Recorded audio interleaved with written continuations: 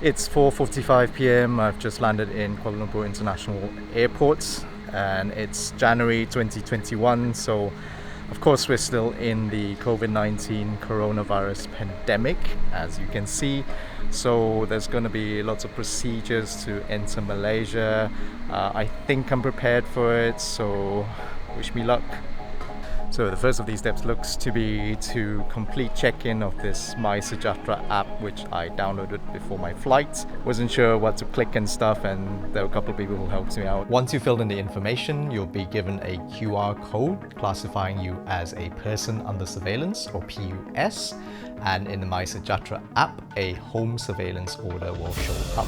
With these in hand, they allowed me to board the bus, which took me to the terminal.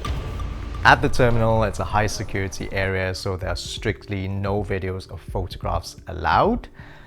But there are 4 main stations that you'll go through. First is the COVID test. A couple of days before I flew, I did a COVID test. So with those results in hand, I joined the queue on the left-hand side, and the officer verified my test results and gave me a slip that confirmed that I would have a 7-day quarantine.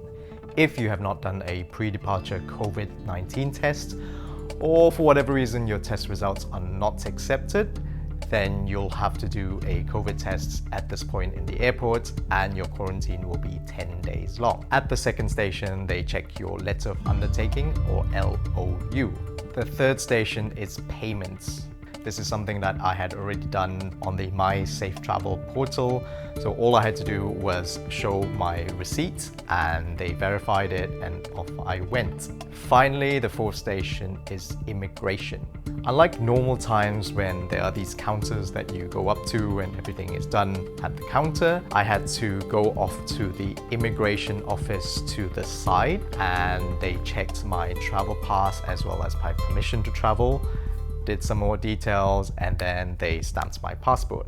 By the way, I have tried to be as succinct as possible describing this process, so if anything is unclear or you have any further questions, do feel free to leave me a comment. Or if you've been through this and I've forgotten something in there that's really important, please do also help others out and leave a comment down below. So all of that really didn't take very long at all, roughly about an hour. So it really pays to be prepared, know exactly what you are expected at the airport, which, you know, you'll be in very good stead because you're already watching this video, but also make sure that you have all these documents that you need with you printed out if at all possible.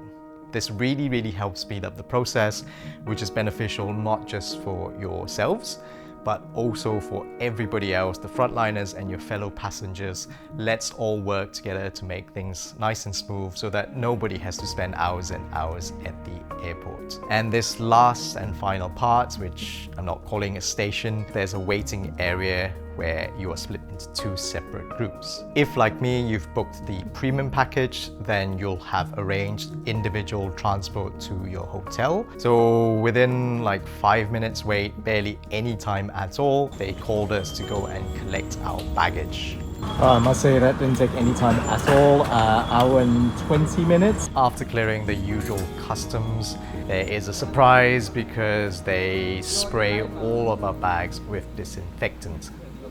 Hey, if you are finding this video useful up until this point, would you do me a favor and click the like button underneath this video if you haven't already?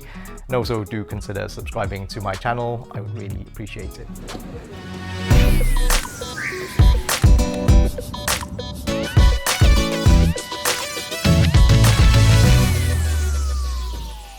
And here I am in Hotel Istana in Kuala Lumpur, where I'm doing my 7-day quarantine.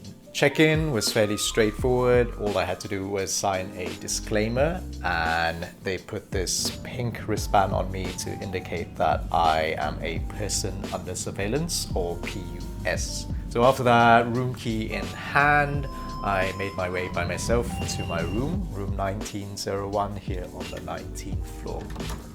This is actually not the first time I've done a quarantine. Back in September last year, when I flew back into Hong Kong, I had to do a 2-week home quarantine.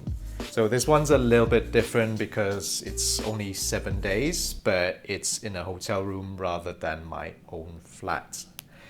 And what I found back then is that the biggest problem you have in quarantine is boredom because you don't really have anything to do and the lack of contact with other people.